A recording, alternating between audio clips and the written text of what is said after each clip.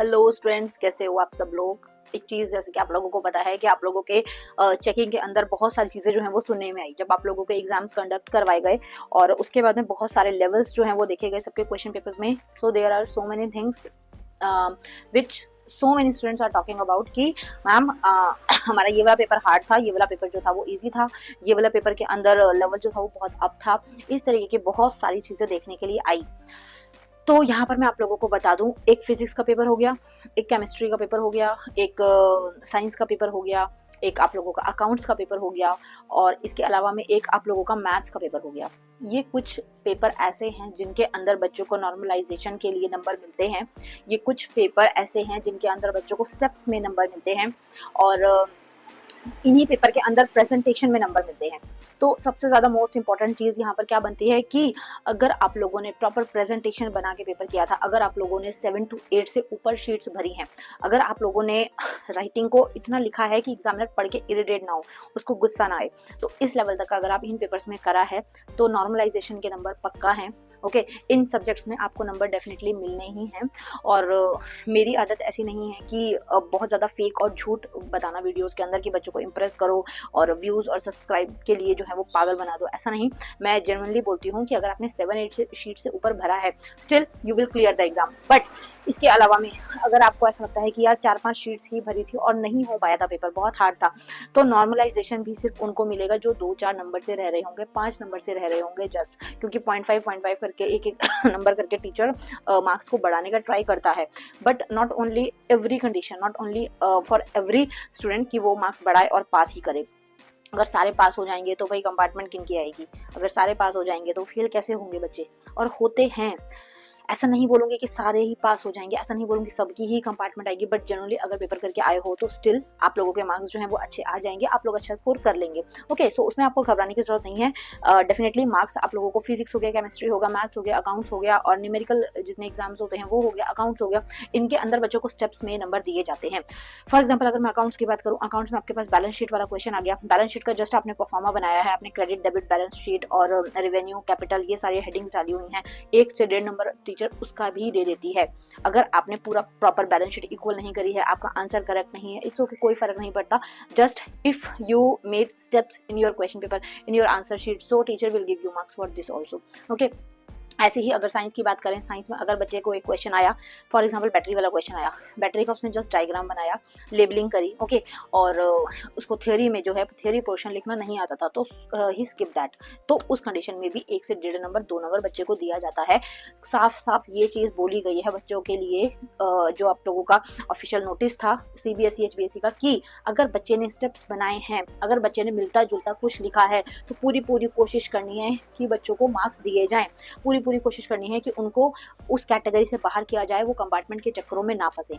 But उस condition में कुछ नहीं हो सकता अगर आप कुछ करके नहीं आए हो। मैं खुद एक टीचर हूँ और मैं बच्चों को मोस्टली जो है वो मार्किंग मेरी लीनियर रहती है कि हाँ ठीक है कोई बात नहीं, मैं जब क्वेश्चन पेपर चेक करती हूँ तो अब उस कंडीशन में पास नहीं कर सकते। अगर बच्चे ने कुछ लिखा नहीं है, अगर वो 3-4 शीट्स भर के आया हुआ है, तो हम उसको 27 से पार कैसे करवाएंगे? कोई हमें ऑप्शन ही नहीं दिखता कि हम बच्चों को पास करवाएं। बट अगर आप लिख कर आए हैं, अगर आपकी राइटिंग रीडेबल है, अगर आपने प्रेजेंट अच्छा किया है, अगर आपने स्टेप्स प्रॉपर बनाए हुए हैं, still you don't know the full answer but still you made some steps, 1 or 2 steps अगर आपने बनाए हुए हैं, still we will give you marks कि बच्चे ने एटलीस्ट ट्राई किया है। ओके, इसी कंडीशन में रहते हैं। और बाकी जो ये थ्योरिकल सब्जेक्ट्स होते हैं उनके अंदर तो जस्ट आपकी लेंथ देखी जाती है कि आपने कितनी लेंथ किस आंसर में दी है, और जस्ट आपके कीवर्ड्स देखे जाते हैं कि उस क्वेश्चन से मिलते जुलते कीवर्ड्स इस आंसर में इसने लिखे हैं या नहीं। अगर हो ऐसा तो आपको डेफिनेटली मार्क्स दे दिए जाते हैं। बस कंडीशन ये रहती है कि राइटिंग आप लोगों की यार समझने लायक होनी चाहिए। अगर बहुत घटिया ज़हन राइटिंग बनाती है मतलब ऐसा लग रहा है कि उसके अंदर की कुछ ऐसी चीज़ें हैं कि कुछ समझ ही नहीं आ रहा है, कुछ ऐसी चीज़ें हैं कि खिचड़ी बहुत पकाई है, कटिंग बहुत करी है, तो उस कंडीशन में teacher is not able to give you marks extra और बोनस और नॉर्मलाइजेशन के नंबर। ऐसा नहीं होता, हर किसी को ये चीज़ नहीं दी जाती और ऐसा नहीं है कि किसी को भी नहीं दी जाती। There are so many students who get extra marks, who get bonus marks, who get benefits for normalisation. But still अगर आपके दिमाग में ये है कि मैंने इतना लायक नहीं करा जिस लायक मुझे पासिंग मार्क्स दिए जाएं, तो उस कंडीशन में मैं आपको जनरली यही एडवाइस करूंगी बच्चा कि आपको उस पेपर की प्रिपरेशन अच्छे से करनी है। आपको उस पेपर के लिए इतना अच्छे से प्रिपेयर हो जाना है कि 1 महीने बाद जब मुझे मौका मिलेगा तो मैं इसमें बहुत अच्छा स्कोर करूंगा। तो आपको टाइम वेस्ट नहीं करना है। उस कंडीशन में आपको ये दिमाग में रखना है कि हाँ ये पेपर मेरा गंदा गया था तो इसमें चांसेस हैं। तो अभी तो मुझे पता है तुम्हारा मन नहीं करेगा पढ़ने का, बट जब रिजल्ट आएगा उस टाइम पर धक्का लगेगा। तो उससे अच्छा है कि थोड़ा थोड़ा पढ़ते रहो। ये सोच के मत पढ़ना कि यार पेपर जो है वो अच्छा नहीं जाएगा, फेल हो जाएंगे और इसलिए पढ़ रहे हैं। जस्ट पॉजिटिव थिंकिंग ये रख के रखना कि मार्क्स उतने अच्छे नहीं आएंगे, सो आई वांट टू इम्प्रूव। बस यही सोच के करोगे तो पढ़ने में दिमाग लगेगा, वरना दिमाग नहीं चलने वाला। दिमाग यही कहेगा कि यार पास तो हो जाएंगे, दोबारा क्यों पढ़ना है। जनरली बता रही हूँ, जो आप लोगों को फील होता है वो चीजें आपके साथ शेयर करती हूँ। ओके, तो इसलिए दिमाग में यही रखो सॉरी, थोड़ी खांसी सी चल रही है।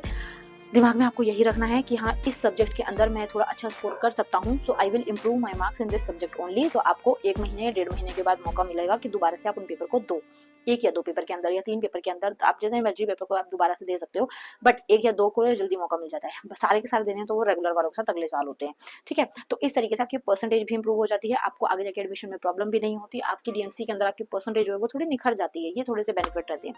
तो इस तरीके की चीजें रहेंगी। कुछ मैंने पेपर बताया जिसके अंदर आपको मार्क्स अच्छे दिए जाते हैं, कोशिश की जाती है कि बच्चे को फेल ना किया जाए। अब all things are depends on you कि आप कैसा पेपर करके आए हो। अब कई बच्चे मुझे कमेंट करते हैं मैम मैंने 15-16 नंबर का किया है, क्या मुझे 27 नंबर देके पास कर दिया जाएगा? तो आप खुद सोचो, आप 16-17 कर रहे हो, आपको सीधा 10 नंबर चाहिए। सो उस 10 नंबर लायक का आपने प्रेजेंट कैसे किया है पेपर, आपने लिखा कैसे है, आपने टीचर को कितने मौके दिए हैं कि वो आपको एक्स्ट्रा बेनिफिट दे मार्क्स में। इट्स डिपेंड ऑन यू ना। तो जनरली चीजें सोचनी होती हैं यार, ऐसा नहीं सोचना अंधविश्वास की तरह कि हाँ हो ही जाएंगे, मार्क्स दे ही देंगे, पास कर ही देंगे, ऐसा नहीं होने वाला। जनरली आपको दोबारा से पेपर देना पड़ सकता है अगर आप अच्छा पेपर नहीं करके आए हो। साफ साफ सिंपल भाषा में बोल रही हूँ, ठीक है। तो ध्यान रखना चीजों का, और कोशिश करना कि जो चीजें बोली मैंने वो दिमाग में रखो। एग्जाम तक बहुत सारी चीजें जानने वाले हो, जिसके लिए आप लोगों को चैनल को सब्सक्राइब रखना है, बेल आइकन को प्रेस रखना है, और कोशिश करनी है कि वीडियोस को शेयर करो अपने दोस्तों में, सो दैट आप लोगों को जो कोई आपका भी दोस्त हो जो हेल्पलेस हो, जिसको हेल्प की जरूरत हो, जिसको कुछ पूछना हो, तो वो मुझे कमेंट कर दे। क्योंकि ये टाइम जो है बहुत ज़्यादा दिमाग खराब वाला टाइम होगा कि हमें बहुत सारे क्वेश्चन ऐसे होंगे जिनका जवाब नहीं मिल पा रहे होंगे, तो उसके लिए मैं हूँ। ओके, तो see you in next video. Channel पर बने रहना, ठीक है। कोई दिक्कत आती है, कुछ समझ नहीं आता, कमेंट कर देना। See you, thank you so much, bye bye.